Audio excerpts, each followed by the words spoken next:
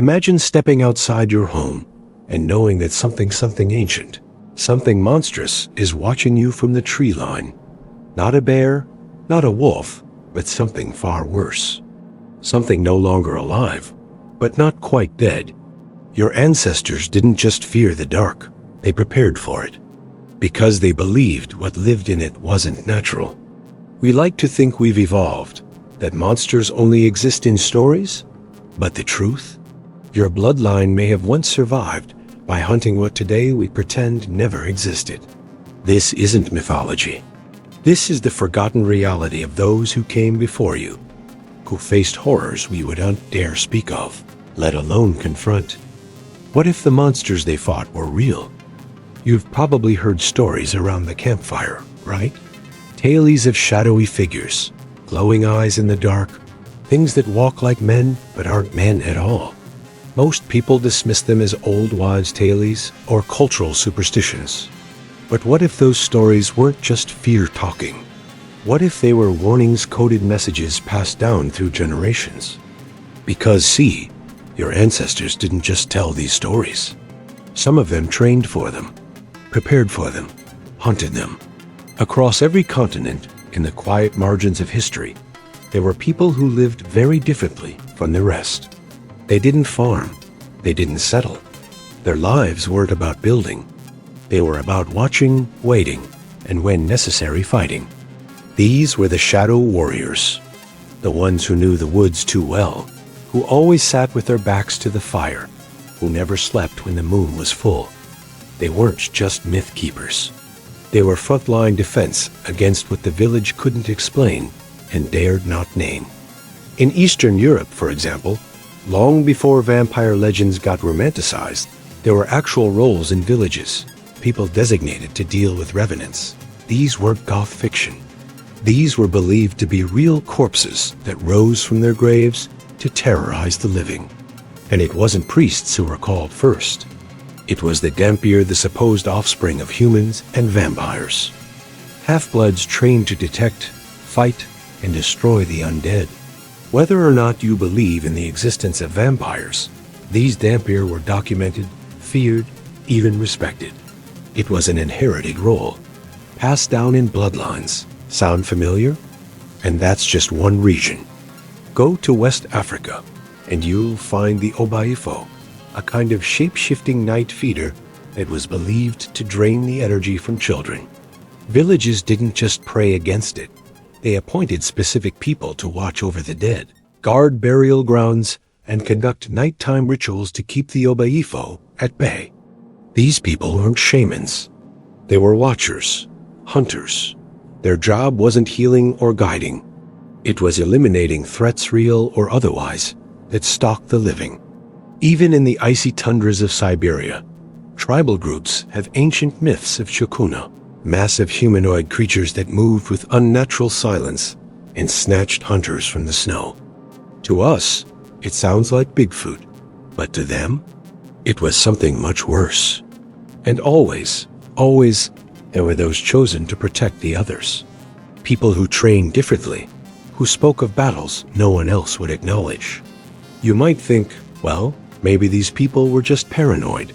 Maybe it was all psychological, a shared delusion. But ask yourself, how do cultures with no contact across oceans describe the same kinds of threats? The same shadows? The same defenses?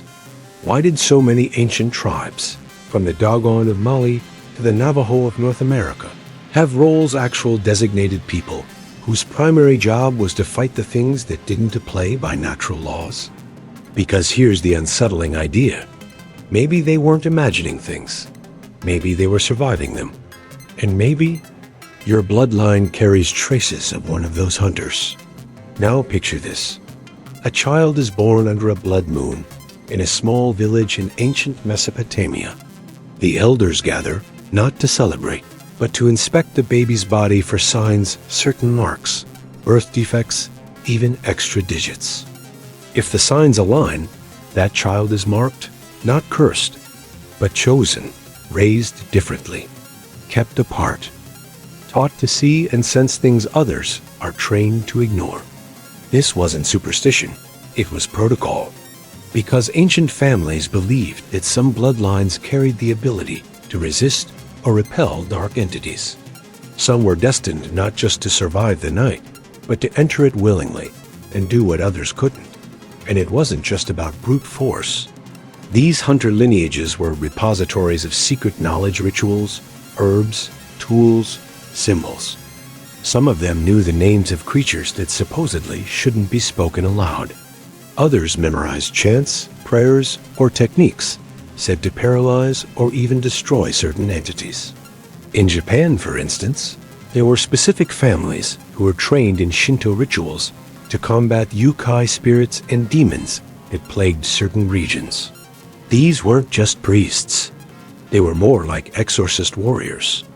They had ancestral texts, forbidden techniques, and often horrifying first-hand experience. Their job wasn't just to cleanse. It was to confront. Now here's the eerie thing. This idea of special bloodlines tasked with hunting the supernatural? It pops up all over. The Celtic Druids didn't just worship nature. They believed in fighting the forces that corrupted it. They kept what they called curse breakers, people who walked the edge between this world and the other world. In Native American tribes, certain warriors like the Navajo skinwalker hunters were trained not just to track animals, but to detect signs of dark shapeshifters. These weren't random assignments. These roles were often inherited, passed down like heirlooms. You didn't choose to be a hunter. You were born into it. And the training? Brutal. We're talking about months of isolation, fasting, spiritual journeys, and sensory deprivation. Some would be buried alive for hours to test their will. Others had to live in haunted places to learn how not to be afraid, or how to interpret signs others would overlook. Their minds were sharpened not just through combat, but through exposure to the very things they would later be expected to destroy. Even the tools they used were different. Iron blades dipped in salt water, tattoos inked with ash and blood, bells that weren't meant to ring, but to bind. Every item had a function, every scratch or scar, a lesson. These weren't props for ceremonies. They were weapons, and their use was often fatal for the hunter or the hunted. Now think about your own life. Have you ever felt drawn to the dark, but not afraid of it? Ever been hyper-aware in places others find completely normal? Ever felt a strange pull towards stories of monsters, shadows, ancient symbols? Maybe it's coincidence, or maybe it's memory. Something ancient, buried in your blood, whispering that the world you see is only a sliver of what's really out there. Because these ancient hunter families weren't just protecting their people, they were preserving balance, fighting things the rest of us couldn't even name. And that raises the question, why were they needed in the first place? So now we have to ask the question no one wants to ask. What were these people fighting against that was so dangerous, so persistent, and so widespread that nearly every ancient culture had some version of them? Think about it. These weren't one-off stories or isolated legends. These were systems, lifelong roles, generational duties. That doesn't happen unless there's a real, ongoing threat.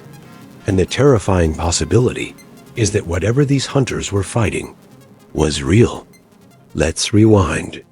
There are accounts, hidden in dusty monasteries and tribal folklore, of entire villages vanishing overnight. Livestock found mutilated with no trace of blood. Children found in the woods days after going missing, alive but not quite the same. Sometimes they couldn't speak. Sometimes they wouldn't eat. And sometimes they didn't cast a shadow. In every case, the hunters were called. Quietly, without fanfare. They didn't go to war. They went to work. In medieval Europe, there were reports of things called Naxir's corpse eaters. Not zombies, but something else. Something that stayed in its grave, but somehow fed off the life force of its living relatives. Entire families would start wasting away until a hunter would be summoned to dig up the suspect grave, perform a ritual, sometimes involving decapitation, or placing a coin in the mouth, and only then would the family begin to recover. Were they just trying to explain disease? Maybe. But the strange part? These rituals weren't random.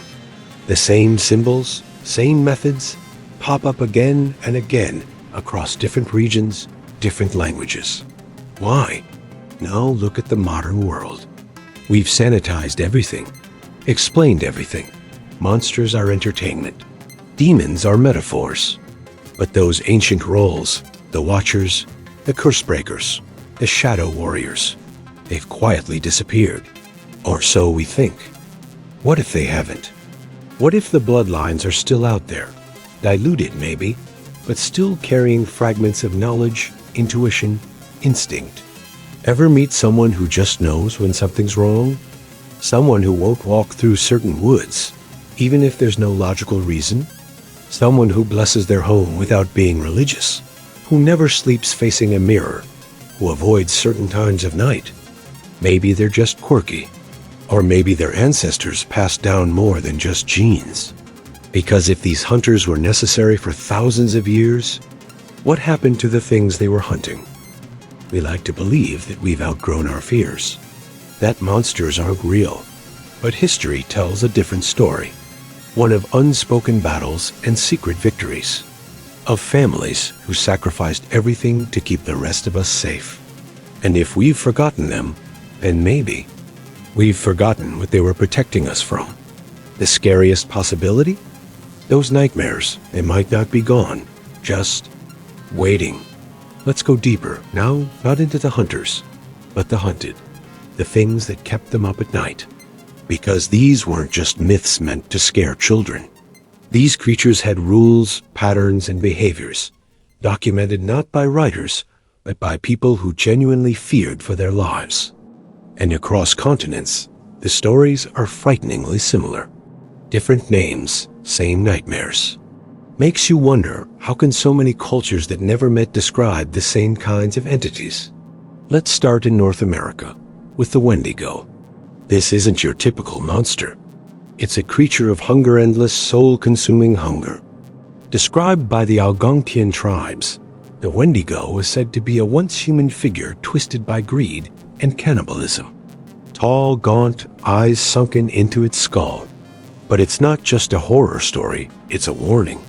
The legend says that anyone who resorts to cannibalism, even under desperation, risks becoming one. And here's the disturbing part: reports of Wendigo psychosis have been documented. Cases where individuals in isolated regions became convinced they were transforming, consumed by thoughts of killing and eating others. Medical mystery? Or a shadow of something much older? Travel across the world to the Middle East, and you find the jinn. But these aren't the genies from cartoons. They're beings of smokeless fire shapeshifters that live in a parallel realm, watching, manipulating. Some are said to be benign, others malicious. Many cultures describe jinn possession, unexplained illness, mental torment. And when things got out of hand, families wouldn't go to doctors. They went to specialists, those with knowledge of ancient prayers, sigils, and offerings. And the similarity between jinn and other entities from different regions is chilling. You see the same behavior: isolation, whispers in the dark, objects moving, changes in personality. Whatever these things are, their patterns don't change. Why? Then there's the aswang from the Philippines, a nightmare cloaked in flesh. This creature can live among humans during the day, calm, even kind, but at night it transforms. Sometimes into a bird, sometimes a dog or a bat. It feeds on unborn children, on the sick and dying. And the people who hunt it? They use garlic, salt, sacred oil, and traditional weapons like bunted pagia whip made from stingray tail. Again, this isn't just ritual, it's tactical. Specific weapons for a specific enemy. All of these creatures, from the Arctic tundra to the tropics, follow strange but oddly consistent rules. They don't like iron. They fear salt. They vanish at dawn. They feed off fear, off chaos, off the vulnerable. That consistency? That's what makes you pause. Because how did people with no contact across oceans land on the same weaknesses, the same defense strategies? Unless they were dealing with the same thing. And if these creatures existed, still exist, then it makes perfect sense why ancient hunters were needed. Because these things weren't just shadows in the mind. They were predators, real ones. Now imagine you're living in a remote village. The crops are dying. Your livestock refuse to go near the woods, and people start hearing a sound just beneath the wind, something like breathing. Then a child goes missing. No trace, no struggle, just gone. It's the same pattern in countless stories from every corner of the globe. And always, someone remembers the old ways, the old names. That's when the hunters are called. Quietly, desperately. You see, these beings, whether you call them spirits, demons, or something in between, they aren't just predators. They follow rules, ancient ones. And the hunters? They knew those rules better than anyone. They knew when to strike and when to wait. They understood that most of these entities weren't mindless beasts. They were intelligent, strategic. Some could mimic loved ones. Some could speak your language, use your memories, your fears against you. That's why training wasn't just physical. It was mental, emotional. Because the moment you hesitated, the moment you doubted what you saw, you were already lost. In South America, there are tales of the El Tunchi, a spirit that whistles in the jungle. If you answer the whistle, it finds you. Simple as that. The only defense? Complete silence. That's not a fight. That's a test. And the people who survived were the ones who listened to the old warnings. The ones who remembered. In Haiti, there's the loup-garou, a creature similar to the werewolf, said to be cursed, feeding on blood and grief. It hides among people, disguises itself as human. But there are signs, clues, for those trained to see. Special herbs used to expose them. Holy symbols buried under thresholds to trap them. These weren't random rituals. They were playbooks. And maybe most unsettling of all, many of these creatures weren't just passively hiding. They fought back. There are accounts of entire lines of hunters being targeted, cursed, hunted in return. Because some of these entities seemed to know who was hunting them. That means awareness, memory, vengeance.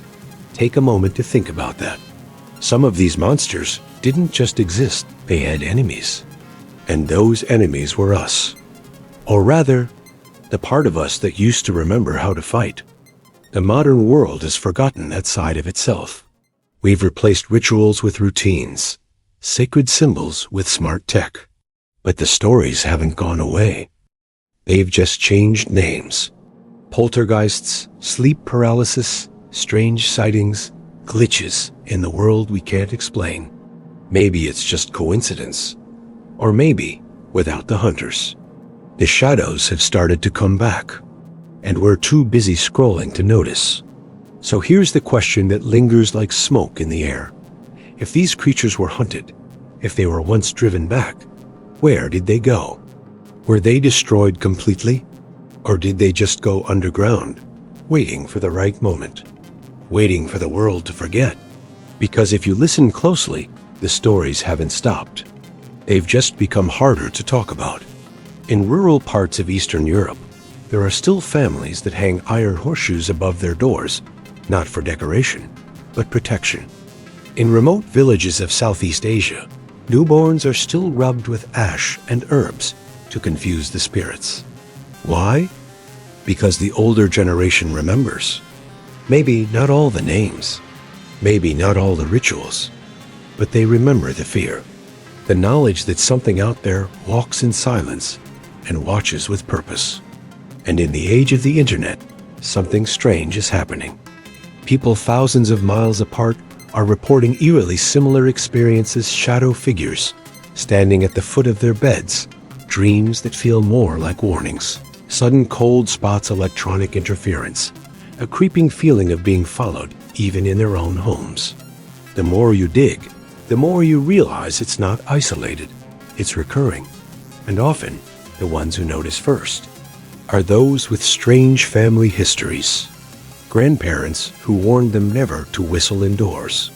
Parents who never let them play outside after dusk. Great uncles who kept old books locked away, filled with strange drawings and symbols that no one ever explained. You ever wonder why you're drawn to certain stories? Why some myths feel less like fantasy and more like memory? It could be nothing, or it could be that your bloodline once carried a different kind of responsibility. A burden passed down quietly. Maybe the monsters never left. Maybe they just got quieter. And maybe, just maybe, some part of you knows it's not over. Because even now, when the world insists everything has a scientific explanation, there are people still preparing. Quietly, secretly. People who collect forgotten tools, study ancient texts, move through cities unnoticed, but always watching. Some of them don't even know why they do it. It's just instinct. They avoid certain corners, flinch at certain sounds, feel an urge to protect without knowing what from. That's the legacy. It's not about fear, it's about readiness. About remembering what most people have chosen to forget. That long before we built cities and wrote laws, we were hunted. And some of us chose to fight back. Maybe you're one of them. And maybe it's time to remember. So now you know, the stories weren't just for bedtime. The shadows weren't just in your imagination. And those odd little habits your grandmother had? Maybe they weren't superstition. Maybe they were survival. For thousands of years, your ancestors weren't just farmers, builders, or kings. They were guardians, quiet warriors, watchers in the dark. They didn't get statues or stories told in classrooms, but they're the reason entire bloodlines survived when others vanished. They remembered the things we've been taught to ignore. And now that memory might live in you. You don't have to believe in monsters to feel this deep, ancient truth. Something inside you has always been alert. You walk into a room and sense the tension before anyone speaks. You wake up at 3 a.m. for no reason. You feel drawn to symbols, stories, and instincts that don't quite make sense, but somehow feel right. That's not coincidence. That's your shadow walking bloodline whispering, stay ready. Because even if the world forgot, the darkness didn't. And if no one else is paying attention, maybe it's you who has to. If this stirred something in you, if you felt that tug of ancient memory, then this channel is for you. We explore the forgotten, the hidden, the truths buried in myth. So hit that subscribe button, join the growing tribe of the awake, and let's keep pulling on this thread together. Drop a comment if you've ever felt that eerie intuition, those moments when the air goes still and you know something is off. You're not alone, and maybe, just maybe, you were never meant to be. You were born to remember what the world forgot.